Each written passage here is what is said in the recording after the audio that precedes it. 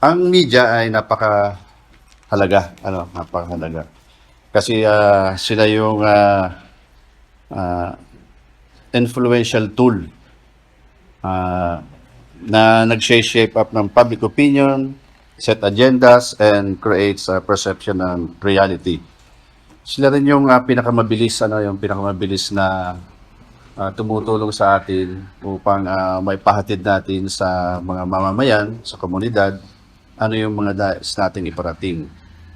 Mga paalaala, mga batas, na dapat nating maiparating sa kanila. So, very important talaga ang role ng media sa ating gawain. So, kaya nga po yung napaka-importante yung relationship with the media and our organization.